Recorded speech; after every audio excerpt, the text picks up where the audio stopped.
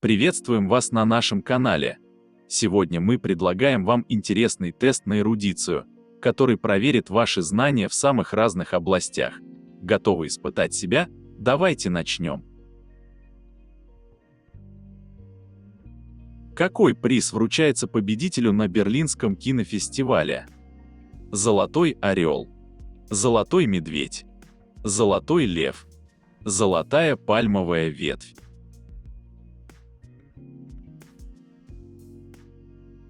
Берлинский международный кинофестиваль, ежегодный международный кинофестиваль, проводится с 1951 года в Берлине.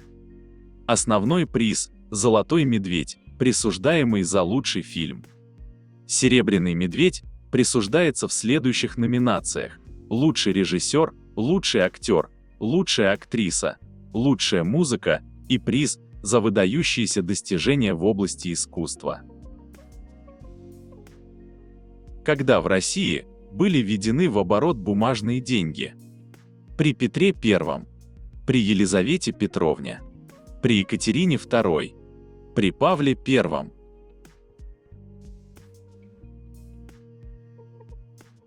В конце 1768 года Екатериной II Великой был издан манифест о выпуске, эмиссии бумажных денег.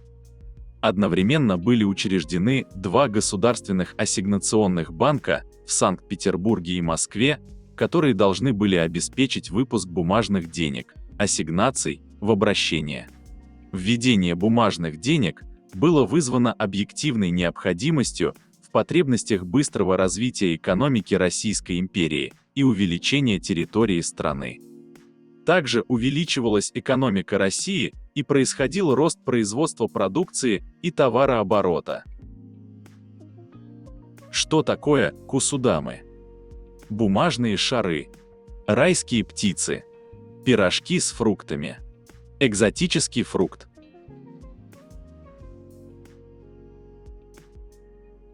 Кусудама – это шар, который формируется сшиванием концов нескольких бумажных объемных пирамидальных цветков или других модулей. Техника изготовления таких поделок является одной из разновидностей традиционного японского искусства оригами. Название косодама переводится с японского как «лекарственный шар». Как называется икра, которую используют для приготовления роллов? Унаги, суриме, тобика, масага.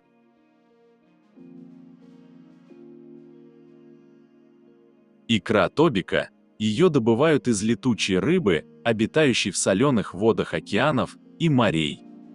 Ее мелкая рассыпчатая структура позволяет использовать тобика как в качестве обвалки, так и для начинки. Один из самых популярных среди гурманов, ролл Калифорния, приготовлен с использованием именно этой икры. У какой планеты Солнечной системы больше всего спутников? У Земли, у Сатурна, у Юпитера, у Урана.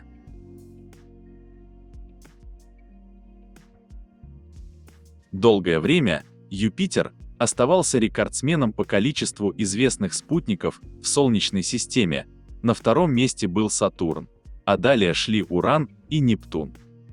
Однако продолжающиеся поиски новых спутников планет-гигантов привели к тому, что в 2019 году Сатурн обошел Юпитер по числу спутников. Однако в начале 2023 года число известных спутников Юпитера выросло до 92, и самая крупная планета в Солнечной системе вновь заняла первое место.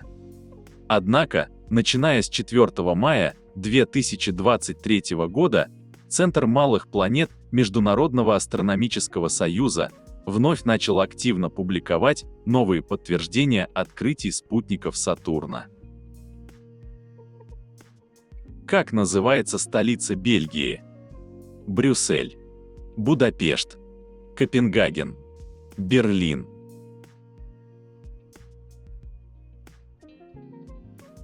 Брюссель – необычный город, находящийся на реке Сена, со времен 1830 года, столица Бельгии. В нем можно встретить памятники самых разных времен, от барокко до нынешнего модерна. Официальными являются сразу два языка – французский и нидерландский. В Брюсселе располагается популярный во всем мире фонтан, который именуют «писающий мальчик», а на всевозможные праздники его одевают в специально пошитые наряды. В какой стране не бывает ни тайфунов, ни ураганов, ни даже выраженных циклонов и антициклонов? Эквадор, Япония, Таиланд, США.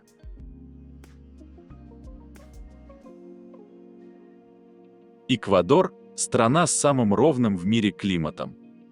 География Эквадора наделила страну разнообразными микроклиматами.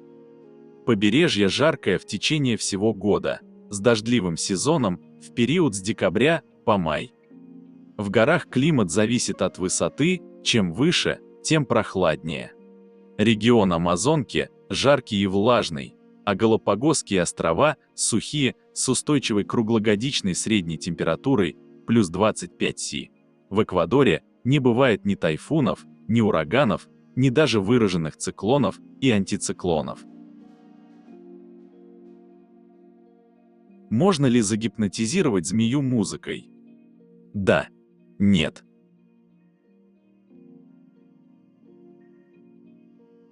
Змеи глухи, а это значит, что они не могут слышать музыку, которую играет их заклинатель.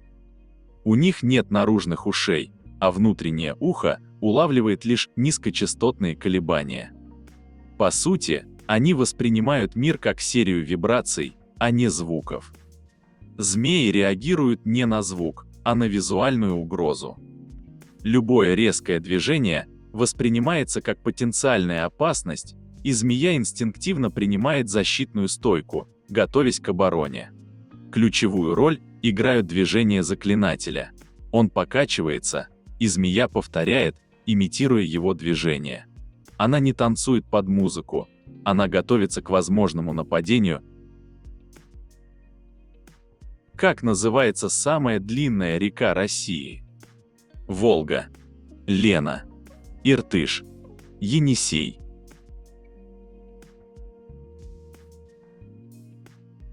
Лена – самая длинная река в России.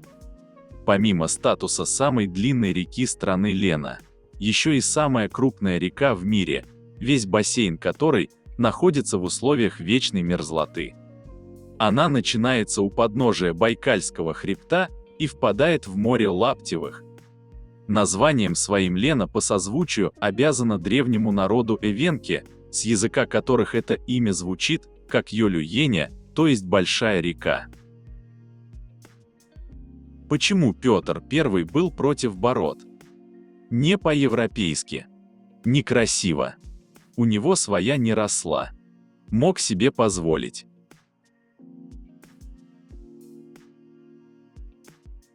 Одной из реформ Петра Великого был указ об обязательном бритье бород. С самого начала своего правления Петр I взял курс на сближение с Западом. Наглядным образом это проявилось в заботах царя о том, чтобы русские люди и внешним обликом должны напоминать жителей Европы. Всем мужчинам необходимо было сбрить бороду. Однако новшества приживались с трудом, вызвали протест. В связи с этим Петр I установил налог на бороды, дабы все же привить своим подданным моду, принятую в других европейских странах. Самым упрямым было разрешено оставить бороду при условии уплаты соответствующего налога. Для контроля был введен и специальный металлический жетон – бородовой знак.